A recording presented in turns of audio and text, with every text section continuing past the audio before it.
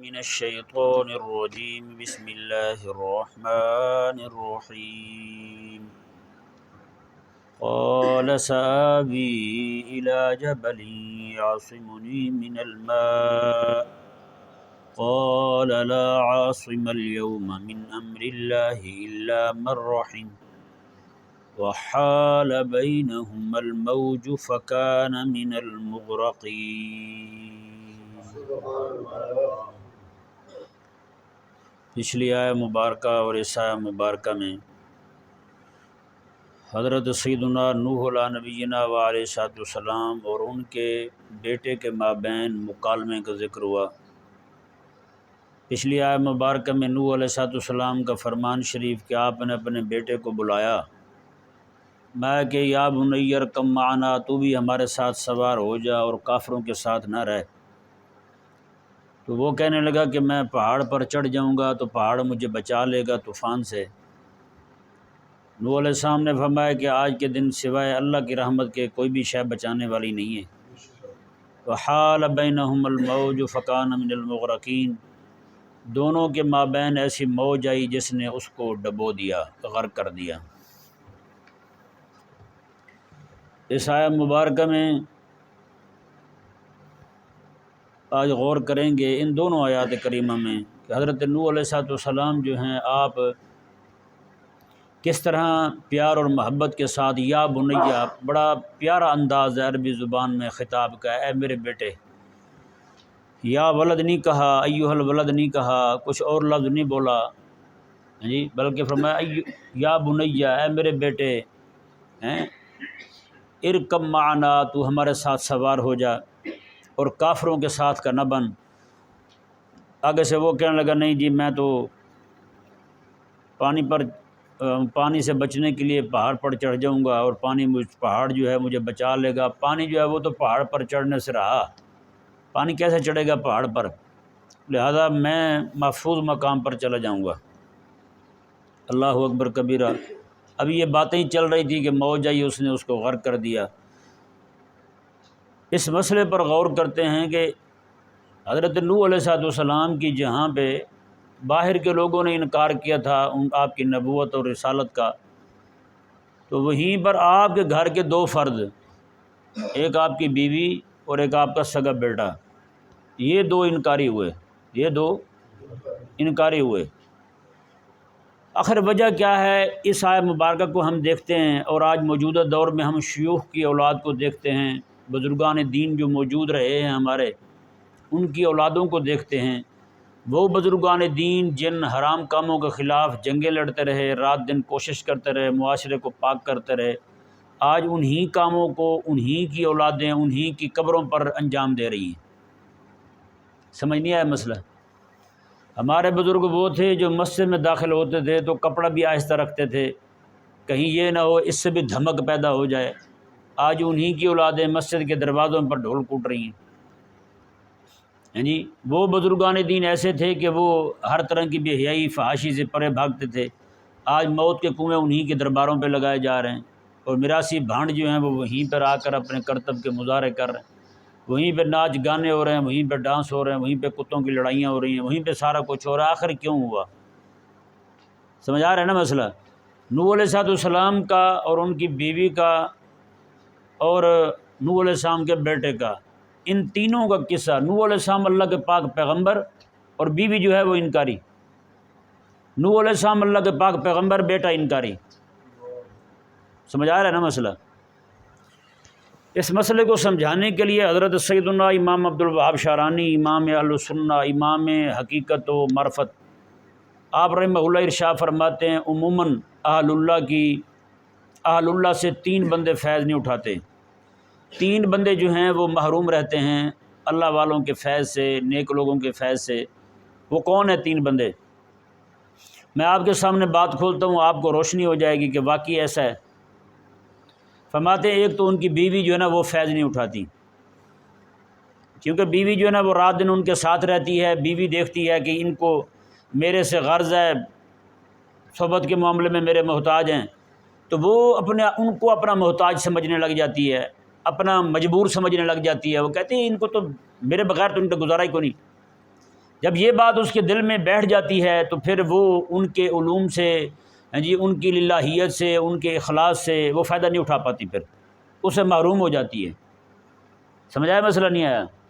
دل میں تکبر آ گیا نا تو وہ پھر ولی کی ولایت سے فائدہ نہیں اٹھا پاتی، نہ ان کا ادب کرتی ہے، نہ احترام کرتی ہے، ہر معاملے میں ان کے ساتھ بگاڑ کر رکھے گی۔ ان کے لیے، اس بیوی کے لیے اس کا شوہر ایسے ہی ہوگا جیسے عام بندے ہوتے ہیں۔ عموماً جو ہے یہ خواتین جو ہیں اپنے شوہروں سے نفع نہیں اٹھا پاتی، جی عموماً خواتین اپنے شوہروں سے نفع نہیں اٹھا پاتی۔ یہی وجہ ہے کہ وہ ان کو عام سا انسان سمجھتی ہیں، اگرچہ وہ اہل اللہ میں سے ہی کیوں نہ ہوں، اگرچہ وہ اہل حق میں سے ہی کیوں نہ ہوں، اگرچہ وہ دین کی کتنی خدمتی کرنے والے کیوں نہ ہوں۔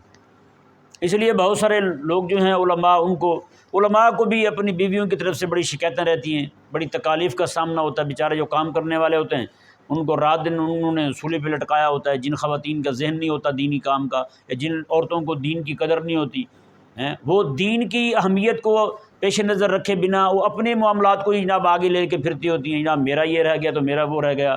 اب جن خواتین کے دل میں دین کا درد ہوگا تو وہ چونکہ اب دل ان کا دین کے درد سے معمور ہے، تو پھر وہ اپنے درد نہیں لائیں گی، اپنے درد بیان بھی نہیں کریں گی، اپنے درد جو ہے وہ اندر ہی اندر جناب وہ سمیٹتی جائیں گی، ان کے سامنے نہیں لائیں گی۔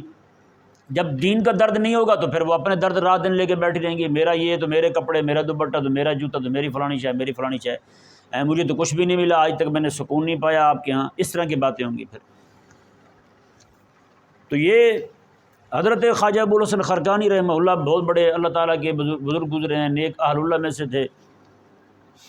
آپ رحمہ اللہ جو ہے نا، آپ کو معاملہ بھی ایسا ہی تھا۔ باقی سارے جہان کے لوگ آپ کا ادب کرتے تھے، لیکن آپ کی بیوی جو ہے نا وہ کوئی نہیں سنتی تھی آپ کی۔ ایک بندہ دور دراز کے علاقے سے آپ کو ملنے کے لیے آیا تو اس نے دروازے پہ دستک دی، کہا کہ حضرت سیدنا خواجہ ابوالحسن خرقانی رحمہ اللہ تشریف فرما ہیں۔ آگے سے وہ بیوی تھی، وہ بڑی کپتی، وہ فوراً کہنے لگی تو بھی ویسا تو وہ بھی ویسا، دونوں ایک جیسے نکمے فارغ لوگ ہو تم، پتہ نہیں کہاں سے آ جاتے ہو اٹھ کے، اس کا تو میرے سے پوچھو وہ کیسا بندہ ہے، تمہیں کس نے بتا دیا کہ وہ ولی ہے اللہ کا؟ وہ وہاں سے نکلا، اس نے کہا عجیب حالت ہے بھی، لوگ باہر دنیا جہان کے لوگ ان کو اللہ کا ولی مانتے ہیں اور گھر سے تو یہ اطلاعات آ رہی ہیں۔ باہر نکلا، اس نے کیا دیکھا؟ حضرت خواجہ ابوالحسن خرقانی رحمہ اللہ گھر کے لیے لکڑیاں کاٹ کے لا رہے ہیں جنگل سے، اور لا کیسے رہے ہیں؟ لکڑیاں جو ہے نا انہوں نے شیر پہ رکھی ہوئی ہیں، اور سانپ کو ڈنڈا بنایا ہوا ہے، اور سانپ کے ساتھ شیر کو مارتے ہوئے آ رہے ہیں۔ وہ دیکھ کے بڑا حیران ہوا۔ حضرت خواجہ ابوالحسن خرقانی رحمہ اللہ اس کے منہ کو دیکھ کر کے پہچان گئے، میں لگتا ہے کہ بختانی نوں مل کے آیا کھڑا ہے۔ جی آپ نے دیکھتے ہی فرمایا یہ گل سن، میں کہ اگر میں نے اس کی بدتمیزیاں برداشت نہ کی ہوتی تو آج یہ شیر اور یہ سانپ جو ہے نا یہ بھی میرا وزن نہ اٹھاتے۔ میں کہ میں نے صرف اس کی بدتمیزیاں برداشت کی ہیں، اللہ تبارک و تعالیٰ نے اپنی مخلوق میرے تابع کر دی ہے۔ جی میں کہ ایک ہی خاتون میرے پر مسلط ہے اور باقی سب پر میں ہی حاوی ہوں، جی باقی سارے میری اطاعت کرتے ہیں، میری فرما برداری کرتے ہیں۔ بھائی یہیں تک معاملہ جو ہے نا وہ تجھے سمجھ آنے والا نہیں تھا، اب امید ہے سمجھ آ گیا ہوگا تجھے۔ تو حضرت خواجہ ابوالحسن خرقانی رحمۃ اللہ تعالی علیہ ہی خود جو ہے نا، آپ کا بڑا ایک لطیف قصہ ہے، ایک بار آپ نے چاہا کہ بیوی کو ذرا منوایا جائے کہ جناب میں کسی مقام کا ہوں، تو آپ جو ہے نا اس طرح کر کے اوپر فضا میں اڑنے لگے۔ جب اڑے تو بعد میں گھر آئے تو بیوی کہنے لگی تو ولی بنا پھرتا ہے، ولی تو میں نے آج دیکھا ہے۔ انہوں نے کہا کیسے دیکھا ہے؟ انہوں نے کہا وہ ہوا میں اڑ رہا تھا۔ پکی بات ہے تو نے دیکھا ہے؟ انہوں نے کہا دیکھا ہے۔ میں ہی تو تھا۔ اس نے کہا میں ہی کہوں ٹیڑھا کیوں اڑ رہا ہے؟ ماننا نہیں ہے۔ اس نے کہا اس لیے تو اس طرح کر کے چل رہا تھا، اگر تم سیدھا ہوتا تو بالکل ایسے چلتا، تم یہ ایسے چل رہا تھا۔ یعنی کہ نظام ایسا ہوتا ہے۔ یہ بیویاں جو ہے نا وہ جلدی مانتی نہیں ہیں۔ یہ اللہ تبارک و تعالیٰ کا کرم ہو جائے، جس بندے کو بیوی جو ہے نا وہ موافقت والی مل جائے تو اس بندے کی یہاں بھی جنت ہے، آخرت میں بھی جنت ہے۔ اللہ اکبر۔ میں نے حالات میں پڑھا امام اہل سنت امام احمد رضا خان رحمہ اللہ کے، آپ رحمہ اللہ خود فرماتے ہیں کہ میری بیوی جو ہے نا وہ میرا بڑا ساتھ دینے والی ہے۔ آپ فرماتے ہیں کہ میں کام کرنے بیٹھتا تھا، وہ گھنٹہ گھنٹہ، ڈیڑھ ڈیڑھ گھنٹہ، دو گھنٹے کھڑے ہو کے میرے سر میں تیل لگاتی تھی، اور کبھی اس نے یہ نہیں کہا کہ میں تھک گئی ہوں۔ اپنی مرضی سے آتی اور وہ کھڑی ہو جاتی، سر میں تیل جو ہے نا وہ جھستی رہتی ہیں خاتون۔ ارشاد بیگم مائی صاحبہ کا نام تھا، اماں بڑی کا۔ تو وہ فرماتے ہیں کہ سر میں تیل لگاتی رہتی تو میں جو ہے نا وہ کام کرتا رہتا، مجھے پتہ ہی نہ ہوتا، جی اتنا ٹائم لگ جاتا۔ وہ خاتون جو ہے نا وہ کھڑی کھڑی تیل لگاتی۔ بتائیں ایسی عورت مل سکتی ہے آپ کو؟ آپ تو سارے کہیں گے نہیں جی یہ بشیرہ نہیں ٹھیک، جنت میں ملے گی مجھے تو کوئی ایسی خدمت گزار یہاں نہیں کو میسر آ سکتی ہے۔ تو یہ بڑے بڑے اہل اللہ کو جو ہے نا وہ آزمایا گیا ہے۔ لوط علیہ السلام کی بیوی کو دیکھ لیں، رہتی لوط علیہ السلام کے گھر میں خدمت ان سے کرواتی ہے لیکن خیر خواہ کسی اور کی ہے۔ آج بھی ہماری عورتوں کو یہی معاملہ ہے، اس کو اپنے شوہر کے علاوہ باقی سارے مرد جو ہے نا وہ نیک چنگے لگتے ہیں، اپنا شوہر سب سے کپتا، اپنا شوہر سب سے بڑا بد اخلاق ہیں، اپنا شوہر جو ہے سب سے لڑاکا، اپنے شوہر کو تو F16 سمجھتی ہیں۔ باہر کے لوگ جو ہیں وہ بڑے اچھے ہوتے ہیں، جی ماشاءاللہ واہ واہ واہ، وہ فلانی کا شوہر کیسا نیک ہے جی، ہر بات مانتا ہے اس کی۔ انہوں نے کہا پھر آپ نے شوہر تو نہیں رکھا، آپ نے غلام ہی رکھنا چاہتی ہیں آپ، پھر یہ کیا طریقہ ہوا؟ جس طرح عموماً بیویاں جو ہیں وہ علوم سے بے بہرہ رہتی ہیں، اللہ تعالیٰ کے ولی کے فیض سے فیضان سے محروم رہتی ہیں، اسی طرح دوسرا طبقہ جو ہے وہ اللہ تبارک و تعالیٰ کے اولیاء جو ہیں ان کے خدام، وہ عموماً بے فیض رہتے ہیں۔ آپ خانقاہوں میں چلے جائیں جا کر کے، وہاں پہ آپ کو جتنے خادم ملیں گے ان میں تقریباً نکھٹو ہوں گے، تقریباً نکمے قسم کے لوگ ہوں گے۔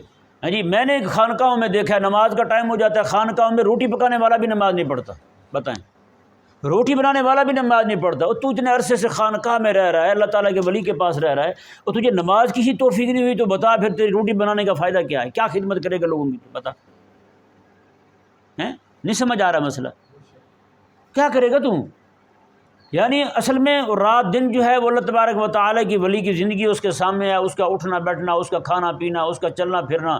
ظاہر بات ہے انسان وہ ولی ہے، معصوم تھوڑی ہے، وہ نبی تھوڑی ہے کہ اس سے جناب کوئی طرح کا معاملہ ہی صادر نہ ہو، کوئی غلطی ہی نہ ہو اس سے، جیسے عوام ہماری بالکل ذہن بنا کے بیٹھی ہوتی ہے بس جی عالم اور پیر جو ہے نا ان سے کوئی غلطی نہیں ہونی چاہیے، تو میں تو خطا کا پتلا ہوں نا، میں تو پھر انسان ہوں، تو انسان ہے تو پیر تیرا فرشتہ ہے، پھر ہیں اس سے نہیں کوئی معاملہ آگے پیچھے ہو سکتا، وہ خطا نہیں کر سکتا، عالم خطا نہیں کر سکتا۔ یہ عجیب منافقت ہے ہمارے ہاں ویسے۔ تو خادم جو ہیں عموماً اللہ تبارک و تعالیٰ کے ولی کے فیضان سے محروم رہتے ہیں جی۔ یہ آپ چھوڑیں، آپ خود چلے جائیں خانقاہوں میں جا کر کے دیکھ لیں، عموماً جو بیٹھے ہوتے ہیں اس طرح کے خدام وہ آپس میں گتھم گتھا ہوتے ہیں۔ لوگ جو ہیں وہ وہاں سے آ کے محبتیں سمیٹ کے جاتے ہیں، لیکن وہ وہاں رہ کر کے وہ اس طرح کی حرکتیں کر رہے ہوتے ہیں۔ اس کی وجہ یہی ہے کہ رات دن جناب ان کے سامنے رہے تو ان کا اٹھنا بیٹھنا ان کے سامنے ہے، ان کا چال ڈھال ان کے سامنے ہے، وہ دیکھ کر کے ان کے دل میں وقت نہیں رہتی۔ حالانکہ ہونا یہ چاہیے جتنا قرب تمہیں تھا اتنے تم ولایت میں سے فیض بھی پاتے، کچھ نہ کچھ لے کر کے جاتے، خالی ہاتھ تمہارا رہنا یہ بہت نقصان دہ ہے، ٹھیک ہے نا۔ تو یہ دوسرا طبقہ جو ہے یہ خدام کا، یہ عموماً بے فیض رہتے ہیں، اور عموماً ان کو دیکھیں تو یہ گلے غیبتیں شکوے کر رہے ہوں گے اپنے شیخ کے، اپنے پیر کے، جن کے ہاں رہ رہے ہوں گے انہی کی غیبتیں کر رہے ہوں گے، ہیں جی۔ وہ نہیں جی یہ تو بندے صحیح کو نہیں، یہ تو ایسے ہیں، یہ تو ایسے ہیں۔ باہر کے لوگ آ کے ان کے ہاتھ چومیں گے اور یہ کہیں گے نہیں انہوں میں جاننا جی، تو ان کی پتہ ہوئے میں سب جاننا انہوں، تو سب جاننا تو پھر کہیں اور جا کے رہ جہاں کچھ نہ جانتا ہو تم ہیں۔ تیسرا طبقہ جو ہے نا وہ سب سے زیادہ نقصان جس تیسرے طبقے نے کیا ہے وہ ہے طبقہ پیروں کے بیٹوں کا۔ کن کا طبقہ ہے؟ پیروں کے بیٹوں کا طبقہ ہے۔ اگر پیر کا بیٹا سدھر جائے، راہ راست پہ آ جائے، راہ حق پہ آ جائے، تو پھر کبھی کبھار اپنے باپ سے بھی آگے نکل جاتا ہے، اپنے باپ سے بھی آگے چلا جاتا ہے۔ اس کا کام، اس کی جد و جہد، اس کی غلبہ دین کی فکر جی، اس کی للہیت، اس کا اخلاص، اس کی دعوت، اس کی محبت، ہر چیز جو ہے وہ اپنے ابا سے بھی آگے چلی جاتی ہے۔ اگر وہ نہ سدھرے تو پھر بگاڑ ایسا پیدا کرتا ہے کہ وہ ابا جو کام کر کر کے لوگوں کو راہ راست پہ لگا کے جاتا ہے، یہ ان کا وارث بن کے اس کام کو آگے نہیں بڑھاتا، بلکہ اس کے لیے وارث بن کے بالکل اپنے ابا کے کام کے خلاف جو ہے نا وہ کرنا شروع کر دیتا ہے۔ نہیں سمجھ پڑا مسئلہ؟ یہ عموماً خانقاہوں میں، درباروں میں، مزارات میں دیکھا گیا ہے۔ آج تقریباً جتنے پیران نظام ہیں ان کو آپ دیکھ لیں، عموماً وہاں یہی بگاڑ آیا ہوا ہے، یہی بگاڑ ہے وہاں پر۔ دیکھیں کئی بار ایسا ہوتا ہے بچہ یتیم بھی ہو نا، سر پہ تربیت کرنے والا کوئی نہ ہو، لیکن اللہ تبارک و تعالیٰ کسی ولی کی صحبت دے دے تو پھر وہ ایسی تربیت پاتا ہے کہ کمال ہو جاتی ہے۔ اور دوسری طرف ولی کا اپنا بیٹا تربیت نہیں پا سکتا، تربیت سے محروم رہتا ہے، ابا ہے نا اکڑ میں رہتا ہے، تکبر میں رہتا ہے، نہ تو وہ بات سنے گا، نہ جناب ان کے قریب آئے گا، نہ ان کی گفتگو سنے گا۔ جیسے حضرت آقا علیہ السلام کے صحابی حضرت ابو دردہ رضی اللہ تعالیٰ عنہ، آپ واز فرماتے ہیں، ہزاروں کی تعداد میں لوگ جمع ہوتے ہیں آپ کی گفتگو سننے کے لیے، مسجد آپ کی بھری ہوئی ہے، ساتھ آپ کا گھر ہے، تو آپ درس دے رہے ہیں، آپ کے گھر سے آواز آ رہی ہے، آپ کے گھر سے آواز آ رہی، تو ایک بندے نے اشارہ دے دیا، حضرت لوگ دور دراز کے سفر کر کے، اتنی باہر سواریاں کھڑی ہوئی ہیں، گدھے گھوڑے اونٹ، لوگ دور دراز کے سفر کر کے، کئی دنوں کا سفر کر کے آپ کی باتیں سننے آتے ہیں، اور آپ گھر والے اپنے، یہ کیا ہے؟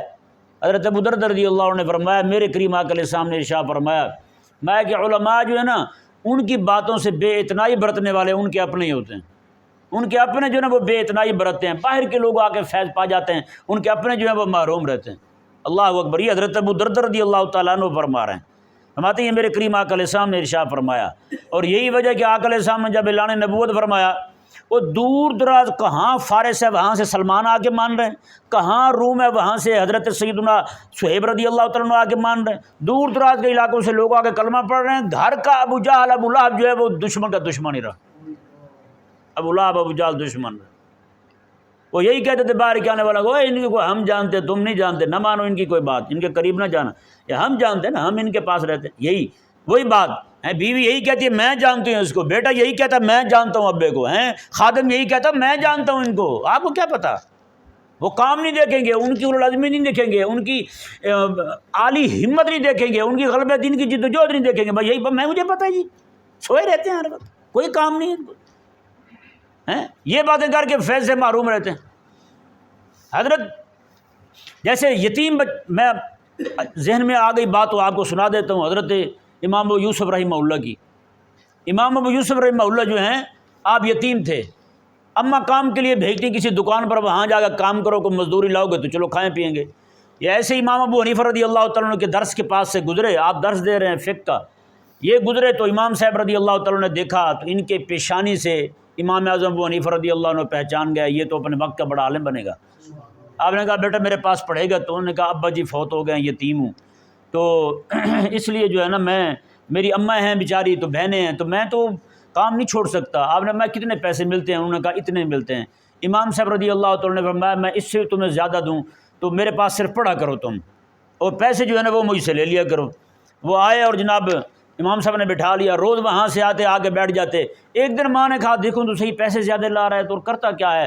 آگے دیکھا تو دکان والا گئے، وہ تو میرے پاس آتے نہیں۔ امام صاحب کے مجلس میں آگے دیکھا تو وہیں بیٹھا ہوا ہے۔ امام صاحب رضی اللہ تعالیٰ عنہ سے وہ خاتون الجھنے لگیں، اس نے کہا ابو حنیفہ تو نے کیا کیا ہے؟ وہ میں تو بیوہ عورت ہوں، بچہ یتیم ہے، تو یہ بیچارہ کماتا تھا، چلو گھر کا نظام چلتا تھا، چلو تو پیسے دے تو رہا ہے، آخر کب تک دے گا تم، کب تک دے گا تم؟ اللہ اکبر۔ امام اعظم ابو حنیفہ رضی اللہ تعالیٰ نے فرمایا کہ مائی ایک وقت آئے گا تیرا بیٹا جو ہے نا وہ والا فلودہ کھائے گا جو بادشاہوں کو بھی کبھی کبھی میسر آتا ہے، اتنا فرمایا آپ نے، ہیں جی، اللہ اکبر کبیرہ۔ پھر امام ابو حنیفہ رضی اللہ تعالیٰ عنہ کا وصال ہو گیا، امام ابو یوسف پڑھ گئے۔ امام ابو حنیفہ کے سب سے بڑے، سب سے اجلہ شاگردوں میں سے اجل ترین شاگرد حضرت امام ابو یوسف، جن کا نام یعقوب ہے، یہ ہوئے۔ ابا نہیں ہے سر پہ، تربیت کیسی ہوئی ہے؟ اللہ اکبر کبیرہ۔ ہارون رشید کا دور حکومت آ گیا جی۔ ہارون رشید رحمہ اللہ کے دور حکومت میں انہوں نے اپنی بیوی زبیدہ کے ساتھ کوئی کھٹ مٹ ہوئی، شکر رنجی ہوئی، تو انہوں نے کہہ دیا اگر تو رات تک میری حکومت سے نہ نکلی تو تجھے 3 طلاقیں۔ اب یہ کہہ دیا تو پورے بغداد کے علماء کو جمع کیا گیا، ہاں بھی بتائیں۔ انہوں نے کہا راتوں رات بیوی تمہاری حکومت سے نکل بھی نہیں سکتی، کہ راتوں رات اس کو کہیں کہ دہلی پہنچ جا، راتوں رات اس کو کہیں کہ تو اٹلی پہنچ جا، راتوں رات اس کو کہیں کہ تو کسی اور ملک میں چلی جا تم، کیونکہ ان کی تو حکومت ملتان تک تھی، یہ ملتان کے علاقے بھی انہی کی حکومت میں تھے، حضرت ہارون رشید رحمہ اللہ کے بنو عباس کی حکومت میں تھے، تو انہی کے زیر نگیں تھے۔ تو میں کہ کیسے جا سکتی ہے؟ طلاقیں پکی ہیں، شام ہو گئی طلاق ہو گئی، طلاق ہو جائے گی۔ ہارون رشید بڑے پریشان غمگین بیٹھے ہوئے ہیں، ذہن میں آیا، انہوں نے کہا یار کو ابو حنیفہ کا شاگرد ڈھونڈو، ابو حنیفہ کا شاگرد تلاش کرو ذرا، ابو حنیفہ تو نہیں رہے، ان کا شاگرد ہی مسئلہ بتا سکتا ہے۔ آئے جناب، پھر ڈھونڈتے ڈھونڈتے انہوں نے کہا یعقوب ملا ہے، میں لاؤ اسے۔ حضرت یعقوب امام ابو یوسف رحمہ اللہ کو لایا گیا، میں ہاں بھائی یہ مسئلہ ہوا ہے۔ انہوں نے کہا بادشاہ پریشان نہ ہو، شام ہونے دے تیری بیوی کو طلاق نہیں ہوگی۔ علماء بھی سارے جمع، سارے حیران ہو گئے۔ انہوں نے کہا حکومت سے باہر نکل نہیں سکتی، تو کیسے اتنا دعویٰ کر رہا ہے کہ شام ہوگی طلاق نہیں ہوگی؟ انہوں نے کہا نہیں ہوگی۔ انہوں نے کہا کیسے؟ انہوں نے کہا رات ساری جیسے مغرب ہونے لگے، مغرب سے پہلے اعتکاف کی نیت کرے، تیری بیوی مسجد چلی جائے، صبح کے وقت باہر آ جائے، کوئی طلاق نہیں ہوگی۔ علماء سارے حیران، انہوں نے کہا مسجدیں حکومت میں نہیں ہے تو اور کہاں ہے؟ انہوں نے کہا اللہ تعالیٰ نے قرآن میں فرمایا وَأَنَّ الْمَسَاجِدَ لِلَّهِ فَلَا تَدْعُوا مَعَ اللَّهِ أَحَدًا، فرمایا مسجدیں وہ خاص مقام ہے جہاں اللہ کے علاوہ کسی کی بات نہیں چل سکتی۔ حکومت اس کی ہوگی باہر ہوگی، اس کی جناب حکمرانی ہوگی باہر ہوگی، سطوت ہوگی، غلبہ ہوگا باہر ہوگا، رب کے گھر میں کچھ بھی نہیں ہے۔ اللہ اکبر کبیرہ۔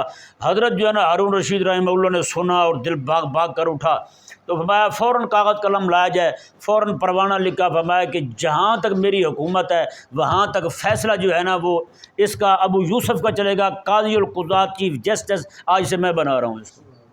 اللہ اکبر کبیرہ۔ اب جناب امام صاحب جو ہے نا وہ قاضی بن گئے۔ 2 سے 3 دن پہلے یہ واقعہ ہوا۔ آپ کے گھر کے پاس ایک یہودی رہتا ہے، اس نے، آپ کو پتہ نا یہ اس طرح کے جتنے بھی ہوتے ہیں نا سارے، سب کی کوشش ہوتی ہے چلو گلی میں تھڑا بڑا ڈال دیں، اپنے 2-4 جو ہے نا سیڑھیاں لگا دیں گلی میں، کرتے نہیں کرتے؟ سارے کرتے ہیں یہاں۔ تو اس نے کیا کیا، دیوار ہی ڈال دی، آدھی گلی جو ہے نا وہ دیوار میں لے گیا، وہ گھر میں شامل کر لی اس نے۔ حضرت امام ابو یوسف رحمہ اللہ آئے، آپ چونکہ غریب تھے بیچارے، آپ نے مایا ایک گل سن، یہ تو اپنے گلی کھلی کر، مسلمانوں کی گلی کیوں تنگ کر رہا ہے؟ آگے سے اس نے تان کیا، وہ بڑا امیر تھا، دماغ بھی خراب تھا، کہنے لگا ابو یوسف جب تو پالکی میں بیٹھ کے آئے گا نا پھر مجھے بات کرنا۔ آج بھی کہتے ہیں مولوی صاحب روٹی پوری نہیں ہوتی، گلاں بڑیاں سخت کر دو تسی، مطلب کہتے ہیں جتنی روٹی ہماری ہے اتنی روٹی کھاؤ تو پھر دین سناؤ۔ یہ کہیں لکھا ہوا ہے جناب جو روٹی کھا رہا ہو اس کو دین سنانا جو ہے نا یہ کوئی خلاف عقل بات ہے؟ یہودی کا ذہن ہو سکتا ہے، مسلمان کا ذہن نہیں ہو سکتا، لیکن مسلمانوں کے ذہن آج یہودیوں والے بن گیا۔ وہ کہتا نہیں مولوی صاحب آپ کو پتہ نہیں ہماری تو حویلی ہے، ہمارا تو بڑا ڈیرا لگتا ہے وہاں پہ۔ میں نے کہا پھر تجھے پتہ نہیں ہے، مولوی ابو حنیفہ کے شاگرد وہ تو آتا ہی حویلیوں سے ٹکرانے کے لیے ہے، وہ تو ڈیروں سے ٹکرانے کے لیے آتا ہے، وہ تو چودھریوں کی چودراہٹ کو پاش کرنے کے لیے آتا ہے، وہ تو کسی سے دب کے نہیں رہتا، وہ تو حق سنا کے رہتا ہے، حق بیان کر کے رہتا ہے، چاہے کلی کا ککھ نہ رہے اس کا، لیکن حق سنائے گا وہ۔ نہیں سمجھ آیا مسئلہ؟ تو اس نے کہا جب پالکی میں بیٹھ کے آئے گا نا، اس وقت امیر لوگ پالکی میں بیٹھ کے کہیں بھی جاتے تھے، 4 غلاموں کو کہا بھی اٹھاؤ اور مجھے لے چلو، باقی لوگ بیچارے خود چلتے تھے پیدل۔ اور امام ابو یوسف رحمہ اللہ کو کہنے لگا جب پالکی میں بیٹھ کے آئے گا نا پھر اللہ اکبر 3 سے 4 دن گزرے ہیں، ہاں جی ہارون رشید رحمہ اللہ نے دستخط کر دیے بھی یہ قاضی القضات بن گئے ہیں، جائیں گھر۔ وہ غلام لے کے جانے لگے تو ہارون رشید نے کہا خدا کا خوف کرو، قاضی القضات بن گئے ہیں، ان کو پالکی پہ لے کے جاؤ، ہیں کس پہ لے کے جاؤ؟ پالکی پہ لے کے جاؤ۔ اب پالکی پہ بیٹھے امام ابو یوسف رحمہ اللہ، وہاں سے گزرنے لگے، میں روکو روکو ادھر رکو ذرا، ادھر ہی روک دو۔ انہوں نے روک دی پالکی رکوا کے آپ رحمہ اللہ نے دروازہ کھڑکایا یہودی کا، میں باہر آ بھائی۔ وہ باہر ہے، میں پالکی دیکھ رہا ہے تو اس نے کہا دیکھ رہا ہوں، میں بیٹھ گیا ہوں، گلی سوڑی کی ہوئی تھی تو نے ساری کھلی کر۔ اس نے کہا حضور میں کل ہی گلی اپنی سیدھی کر رہا ہوں۔ دوسرے دن ہی جناب اس نے گلی کی دیوار توڑی اور دیوار اپنی جگہ پہ لے گیا۔ اللہ اکبر کبیرہ۔ ہاں جی جب یتیم بچہ ہو کسی ولی کی بارگاہ میں آ جائے تو پھر یوں فیضان پاتا ہے یار، اور جو ہے نا وہ بے فید رہنے والے ہوں، محروم رہنے والے ہوں، تو وہ پھر اہل حق کے گھر میں پیدا ہو کر بھی محروم ہی رہتے ہیں۔ آپ عموماً علماء کی اولادوں کو دیکھ لیں وہ کیا ہے ان کا حال، ہاں جی بیٹا عالم کا ہے لیکن لبرل ہو گیا، بیٹا عالم کا ہے بے دین ہو گیا، بیٹا بزرگ کا ہے ولی کا ہے لیکن اس کے عقائد و نظریات بدل گئے ہیں، یکسر بدل گئے ہیں۔ بیٹا باپ جو ہے نا وہ خلافت کے لیے جدوجہد کرتا تھا، بیٹا جو ہے نا وہ جمہوریت کا جناب وہ خادم بنا ہوا ہے، رات دن اس کا جناب انگریزی نظام کے لیے، انگریزی تعلیم کے لیے رات دن اس کے وقف ہیں۔ بتائیں یار، باپ جو ہے وہ مدرسے چلاتا تھا، بیٹے آج یونیورسٹیاں چلا رہے ہیں، بتائیں کیا بنے گا ان کا؟ باپ دعوت دے رہے ہیں آ جاؤ کشتی پہ سوار ہو جاؤ، بیٹا کہتا نہیں جی میں تو یونیورسٹی والی پہاڑی پہ چڑھوں گا۔ نہیں، باپ کہتے ہیں آؤ خلافت والے نظام کو اپنا لو، بیٹا کہتا نہیں میں جمہوریت والی پہاڑی پہ چڑھوں گا۔ کیا بنے گا ان کا پھر بتائیں؟ اس لیے بزرگ جو ہے نا ہمارے اہل اللہ یہ فرماتے ہیں ایک بار جو صاحبزادہ بن جائے نا دوبارہ پھر وہ بندہ نہیں بنتا۔ ہاں جی صاحبزادہ جانتے ہیں نا، پیر کا بچہ، مولوی کا بیٹا، ان کے دماغ اپنے ہوتے ہیں، وہ نہیں جلدی فیض پاتے کسی سے۔ حضرت میر شیر محمد رحمہ اللہ کہیں تشریف لے گئے تو وہاں دیکھا پیر کا بیٹا آکڑا ہوا پڑا تھا، ایسے ٹانگیں لمبی اس کی، کیونکہ پیروں کے بیٹوں کو کچھ ملے بغیر ہی، پیر کا بیٹا ہاتھ چوم رہے ہیں، پیر کا بیٹا پاؤں چوم رہے ہیں، لوگ جھک جھک کے مل رہے ہیں ان کو، اور کچھ حاصل کیے بغیر بھی اس کو جب اتنی عزت مل رہی ہے وہ حاصل کیوں کرے گا؟ اس کے دل میں تکبر پیدا ہو جائے گا۔ اہل حق جو ہے نا وہ نہیں ہوتے کہ جناب اپنے بیٹوں کو جناب شروع دن سے جناب بزرگ بنا کے پیش کرنا شروع کر دیں، نہ، یہ دین کے دشمن ہوتے ہیں، وہ وڈیرے بھی اگر کر رہے ہیں تو وہ بھی غلط کر رہے ہیں۔ اپنے بیٹوں کو ایک دن بھی یہ ان کے ذہن میں یہ بات نہ آنے دیں کہ تو پیر کا بیٹا ہے، نہ، جب اس کو آپ نے بتا دیا کہ پیر کا بیٹا پیر ہوتا ہے، وہ کچھ حاصل نہیں کرے گا پھر۔ اگر آپ اس کو کچھ حاصل کروانا چاہتے ہیں، اس کو آپ تعلیم دلوانا چاہتے ہیں، تو پھر آپ اس کو صاحبزادہ نہ بنائیں کبھی بھی۔ امام علیہ سنت رضی اللہ عنہ فرماتے ہیں میرے مدرسے میں کوئی اور استاد چھٹی کرتا ہے ایک تو اس کے 1 دن کی تنخواہ کٹتی ہے، میرا بیٹا چھٹی کرے اس کو 2 دن کی کاٹتا ہوں۔ صاحبزادہ نہیں بنا کے رکھا میرے امام نے، اس لیے ایک بیٹا جو ہے وہ مفتی اعظم ہند بنتا ہے اور دوسرا بیٹا جو ہے وہ حجت الاسلام بنتا ہے۔ جہاں پہ جناب ہم نے لوگوں کو یہی تعلیم دی جناب یہ میرا بیٹا ہے، پیر کا بیٹا ہے، تو اس کو جناب جو ہے نا آپ اس کے ہاتھ پاؤں چومو، سارا کچھ کرو۔ ایک پیر کا میں نے سنا کلپ، وہ کہنے لگا کہ جس نے علی کو دیکھنا ہو اس دور میں میرے بیٹے کو دیکھ لے، اور بیٹا جو ہے وہ داڑھی مونچھ کچھ بھی نہیں ہے، اس کی داڑھی کٹی ہوئی ہے، اس کی لوگ جو ہیں اس کے پاؤں چوم رہے ہیں، ہاتھ چوم رہے ہیں، پیسے ڈال رہے ہیں اس کے سامنے۔ بیٹا جو ہے وہ جاہل، کٹا نیرا جاہل۔ اس کو جو پروفیسر پڑھاتا رہا تھا، اس پروفیسر نے مجھے بتایا کہ اس کے ابا نے کہا کہ بیٹا دین پڑھنے کی ضرورت نہیں ہے، دین تجھے علم لدنی کے طور پہ مل جائے گا، انگریزی پڑھ تم۔ بتائیں، انگریزی پڑھائی بیٹے کو۔ اور پیر جو اپنے بیٹے کو الیکشن لڑا رہا تھا، اس نے کہا کہ جو بندہ جو ہے نا میرے بیٹے کو ووٹ دے گا وہ ایسے جیسے مولا علی کو ووٹ دے رہا ہے۔ مولا علی کو الیکشن لڑا دیا اس نے۔ یہ پیر ہیں ہمارے ہاں بھائی، کیا کرو گے، کدھر جاؤ گے یار؟ تو یہ سارے اللہ تبارک و تعالیٰ نے فرمایا ان سب کو آج بھی کشتی نوح سے میرے آقا علیہ السلام پکار رہے ہیں، میری کشتی یہ ہے، میرا دین یہ ہے، ادھر آؤ تم۔ لیکن یہ سارے کے سارے کس پہ چڑھ رہے ہیں؟ پہاڑی پہ چڑھ رہے ہیں، اور وہ کہہ رہے ہیں یہ پہاڑی جو ہے نا ہمیں بچا لے گی، ہمیں کچھ بھی نقصان نہیں ہوگا۔ تو پیارے اور محترم بھائیو، اس لیے مجھ پر اور آپ پر لازم ہے کبھی بھی اپنے بیٹوں کو صاحبزادہ نہ بننے دیں، ٹھیک ہے نا؟ ان کو خادم بنا کے رکھیں، کوئی بھی مہمان آئے ان کو تربیت دیں، یار کو باہر سے آیا ہے اس کی خدمت کرو آپ، ہاں جی، بھاگ کے آگے جا کے سلام کرو، اس طرح کی تربیت لازم ہے۔ اور خاص طور پہ شیوخ اور علماء جو ہیں ان کو تو بدرجہ اولا لازم ہے ان کو، یار اگر ان کی اولادیں وہ سیدھی نہ ہوئی تو لوگ تو بدگمان ہو جائیں گے ان سے۔ آپ خود دیکھ رہے ہیں نا اس وقت موجودہ خانقاہوں میں کیا صورتحال ہے یار، بیٹے جو ہیں وہ باپ کے کام کے لیے کام کے وارث بن رہے ہیں یا وارث بن رہے ہیں؟ ان کے لیے وارث بن رہے ہیں نا۔ بزرگان دین ان کا طریقہ مبارکہ کیا تھا اور آگے اولادیں کیا کر رہی ہیں؟ پھر میرے علی شاہ صاحب رحمہ اللہ جو ہیں وہ گھر میں بیٹھے ہوئے ہیں تو خادمہ بھاگتی ہوئی کہنے لگی پیر جی مبارک ہو مبارک ہو۔ آپ اٹھ کے دوڑ پڑے، پوچھا بتایا کچھ بھی نہیں، ایسے بھاگے۔ تو میں بھائی بتا تو سی کس چیز کی مبارک دے رہی ہے؟ اس نے کہا آپ کے گھر میں ایک بیٹا پیدا ہوا۔ میں تو اس خوشی میں بھاگ آیا، مجھے سمجھ نہیں رہی، میں نے کہا شاید تو مجھے یہ بتانے ہے مجھے میرا اللہ مل گیا آج، میں تو اس لیے بھاگ کے آیا ہوں۔ آپ نے میں پھر چلو شکر ہے اللہ تعالیٰ کا میرے گھر میں ایک اور روح آئی اللہ کرنے والی، شکر ہے اس بات پر۔ ہیں بتائیں نا آج میری وہ خوشیاں اور آپ کی خوشیاں کیا ہیں؟ انہی پیر میرے علی شاہ صاحب رحمہ اللہ کے بیٹے کی حضرت بابو جی سرکار رحمہ اللہ کی شادی ہونے لگی تو خادموں نے کہا جی ایک ہی بیٹا یہاں تو ڈھول بجے گا۔ آپ نے وہ بندہ پاگل ہے جو جسے رب خوشی دے اور یہ رب کو ناراض کر لے، وہ بندہ پاگل ہے، وہ دانا نہیں ہے۔ رب خوشی دے رہا ہے، یہ خوشی کے موقع پہ رب کو ناراض کر بیٹھے، تو میں یہ کام مجھ سے نہیں ہو سکتا، میں یہ کام نہیں ہوگا۔ اللہ اکبر کبیرہ۔ آج جس کام کو امام حضرت پیر میر علی شاہ صاحب رحمہ اللہ احمق پن کہہ رہے تھے، جس کام کو امام حضرت پیر میر علی شاہ صاحب رحمہ اللہ جو ہے نا وہ بیوقوفی کہہ رہے تھے، آج وہی کام سارے ان کی اولادیں کر رہی ہیں۔ بتائیں، کاش کہ ہم لوگ سمجھیں۔ نوح علیہ السلام کے قصے نے یہ سارا کچھ واضح کر دیا کہ صاحبزادگی کے زوم میں بندہ رہے تو نوح علیہ السلام کے بیٹے کتنا غرق ہو سکتا ہے، کچھ بھی اس کو نہیں بچا سکتا۔ کبھی بھی بندہ مومن کو چاہیے، کبھی بھی بندہ مومن کو یہ نہیں چاہیے کہ وہ ترقی کے پہاڑ کو دیکھے، نہ بلکہ وہ دین کی کشتی کو دیکھے اور دین کی کشتی کے ساتھ ہی وہ بستا رہے۔ دین کی کشتی ہی طوفانوں سے بچا سکتی ہے، دین کی کشتی ہی بندے کو غرق ہونے سے بچا سکتی ہے۔ میرے کریم آقا صلی اللہ علیہ وسلم کی تعلیمات اس معاملے میں بالکل واضح ہیں۔ اللہ تبارک و تعالی ہم سب کو سمجھنے کی توفیق عطا فرمائے۔